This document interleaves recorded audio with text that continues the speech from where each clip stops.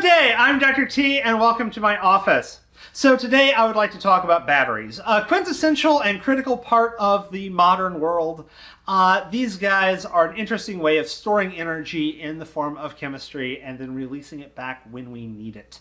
So to understand the battery, we need to understand this electrochemical cell. Batteries are, by their definition, made up of multiple electrochemical cells. Although some things that we call batteries, like good old AA's, are actually single cells. So when you have two AA's in your remote control, then that's a battery. But one AA is not actually a battery. It's an electrochemical cell.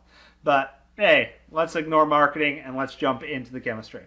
So fundamentally, all electrochemical cells start out life or are basically going to be two electrodes. Now, you of course could imagine them as, two ends of a beaker or something, but quite often this is a much more complicated scenario where they're wrapped around each other or otherwise changed so that they fit nicely into a component that works well. But let's keep things simple. On one electrode, you're going to be having a reaction that is undergoing reduction. In this case, you have ions that are traveling through the wire. They're going into this electrode, and then they are going into some kind of chemical. Typically speaking, the classic case would be going into a metal ion, and thus forming the neutral metal on the electrode. Although this does not have to be the case. You could be going into H+, forming hydrogen gas, or a whole multitude of other chemical reactions. But in this half of the cell, this half of the chemical reaction is involving the consumption of electrons and forming of a product. Now, I say this half the reaction because, of course, those electrons had to come from somewhere. And that somewhere is the other electrode. And in this electrode, you have a chemical reaction that's undergoing oxidation. Oxidation is the loss of electrons. And so in this case, quite often, you might have an electrode that has a metal on it that is giving its electrons up through the electrode and across the circuit, and then kicking off a metal cation. And as it does so, then the electrons travel through the circuit, provide the energy to do whatever you're doing with them. Now, a couple things quickly to keep in mind. As this is taking place, of course, on one side it's becoming more positive as the electrons are leaving and you're getting cations. On the other side, it's becoming more negative as the electrons are coming in.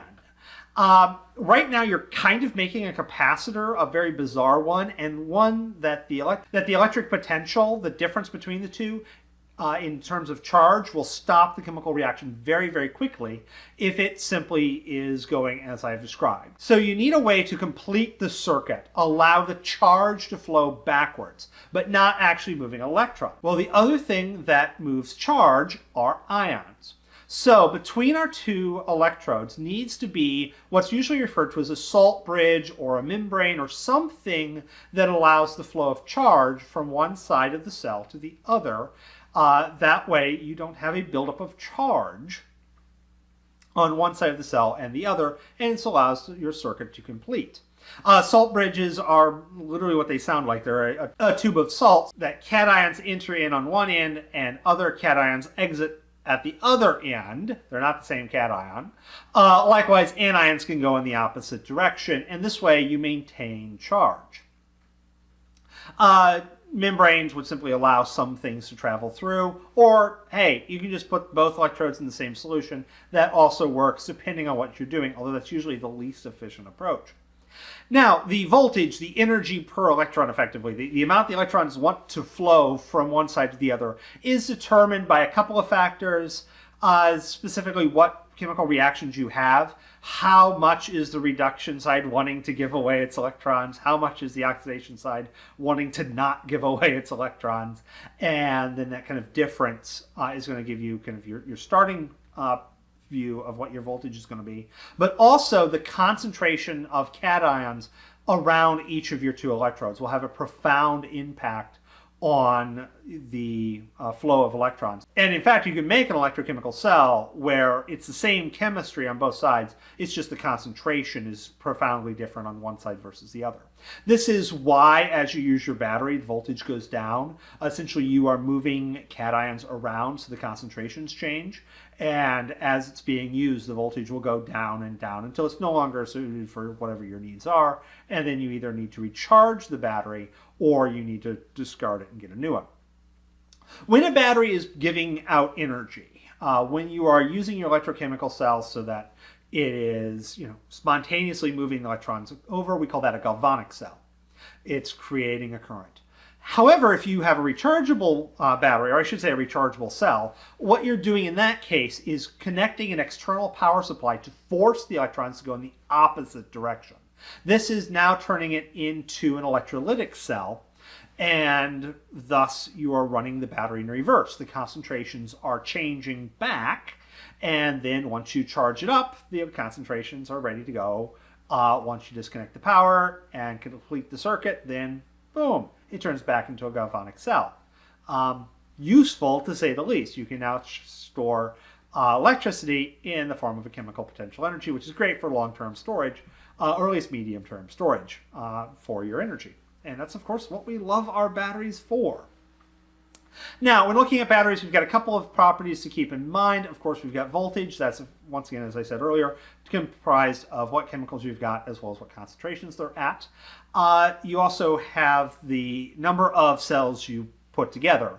If you put cells in series, so one cell connected to the next cell, connected to the next cell, the voltage will add up together, so that you create a voltage with one cell with the flow of electrons, and then you, instead of connecting that through your circuit, connect one of those electrodes directly into the next cell, and thus you kind of daisy chain things along. You can get higher and higher voltages. That's why if you look at your remote control or really anything that uses batteries, quite often they're going in opposite directions, and that's because they're connecting those AA's or AAA's together and actually forming a true battery. It's because, once again, those are actual electrochemical cells. They're not a true battery because they're only one cell. Other issues you might have are you want to get current. That's the number of electrons per second you get.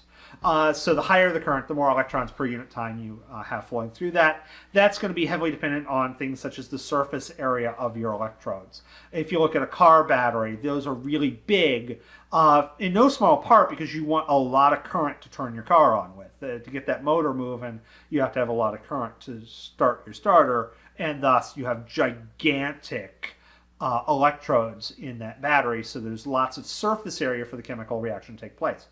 Because you're going to be limited by a battery by how many chemical reactions you can take place at a given time. And since it's occurring on a solid surface, the solid surface limits how fast you move. There's just not enough room. This is also why you don't have to worry about shorting out, at least you don't have to worry much about shorting out, say, a AA. There's not enough surface area for its electrodes to produce a ton of current. So while it might spark, you might have some issues, it's not going to be anything major for a AA, and thus, they're fine to just hold around. Whereas a car battery, it probably won't kill you, but boy, it ain't going to be fun. I've had family members say, who've gotten zapped by them, that it was not pleasant. And of course, those produce enough current that you can actually weld with them, typically unintentionally. The other way we can get more current from our batteries is to use multiple ones, and that's what we call putting them in series. In that case, you connect all of the reduction electrodes together and all of the oxidation electrodes together, and thus it's as if your electrodes are even bigger because each individual ones kind of add together, therefore giving you a much higher current when you need a higher current, which is why sometimes you will see batteries all going the same direction. In that case, you're looking for not an addition of your voltage, but an addition of your current. Now, when it comes to electrochemical cells, there is an interesting application that doesn't really look like a battery, but it sort of is. And this is known as the sacrificial anode. If you look at, say, your water heater, of course, holds water in it. Water is notorious for facilitating oxygen's reaction with iron and thus, rusting. So the way you prevent your water heater from rusting, and really a lot of things from bridges, boats, etc., is the use of a sacrificial anode. Essentially, this is converting your water heater into an electrochemical cell. The sacrificial anode is a more active metal, something that's more willing to be oxidized than iron is. And this way, that is the anode that's oxidized. It is turning into metal cations. It's the one that's corroding away, whereas your iron, it's trying to be reduced, and because it's trying to be reduced, it won't form iron oxide, aka rust. And then the whole point here is that after, say, 5 or so years of your water heater's life, you turn the water off, you lower the pressure, you unscrew the sacrificial anode, you pull it out, you throw it away, and you stick a new one in there. It's much cheaper than replacing your entire water heater or, boat motor or bridge or whatever else you're sticking a sacrificial anode to. Last property, for all chemical reactions, temperature makes a huge difference, and batteries are no different. This is why in colder areas it's hard to start the car in the winter, because the chemistry is just slowed down. You don't get as much current because, hey, it's just slower chemistry, and thus your battery is just not working as fast. But if it warms up, then boom, you get more power out of that thing because chemistry can take place faster. Okay, now with that said, have a wonderful day, and I will see you in later videos.